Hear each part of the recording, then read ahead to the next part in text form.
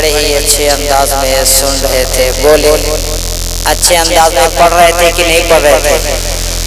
اب آپ کے سامنے وقت کو دیکھتے ہوئے ایک خطیب کو میں آپ کے سامنے پیش کرنے جا رہا ہوں۔ ان لوگوں نے اپنے وقت میں بہت ہی اچھی نعت خوانی کر کے رخصت ہو گئے۔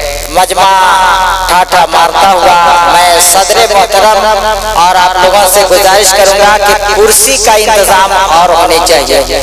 پوری کرسی آپ کی بھر گئی ہے، صدر صاحب آپ انتظام کریں۔ بڑی ہمارے کمیٹی کے جتنے لوگ ہیں سب سرکردہ ہیں، اگر کسی طرح سے کوئی کمی بیشی ہو، آپ کا اپنا مجمع ہے، آپ کو جہاں جگہ مل جائے وہیں پر آپ حضرات جگہ لے کر کے بیٹھنے کی کوشش کریں۔ اور میں کچھ حجاج کرام سے گزارش کروں گا کہ کرسی چھوڑ کر کے اوپر چلے آئیں۔ حفاظ کرام علماء کرام سے گزارش کروں گا کہ آپ لوگ اوپر چلے آئیں۔ جو حجاج کرام ہیں ذرا سا چلے آئیں۔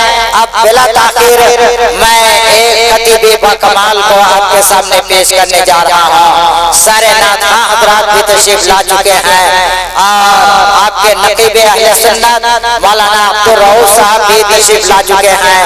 میں حضرت سے گزارش کروں گا کہ اگر آپ ضروریات سے فارغ ہو گئے ہوں تو جلد سے جلد ممبر نور پہ تشریف لانے کی کوشش کریں، چونکہ مجمع آپ کا انتظار کر رہا ہے، آپ کا کام میں کر رہا ہوں، لہٰذا جلدی سے آپ اپنا کام کر کے ممبر نور پہ تشریف لانے کی کوشش کریں۔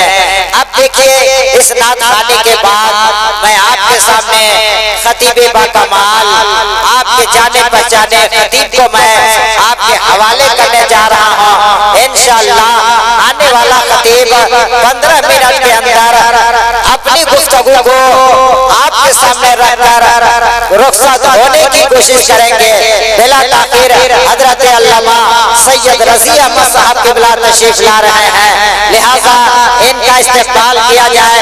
علماء تشریف لا رہے ہیں۔ نعرہ تکبیر، نعرہ رسالت، نعرہ رسالت، جشن دستار حفاظ، غوث و خواجہ کانفرنس، مسلک اعلیٰ حضرت سید رضی احمد صاحب قبلہ، علماء اہل سنت۔ اب دیکھیے اپنے جانے پہچانے خطیب سے آپ ملاقات کریں۔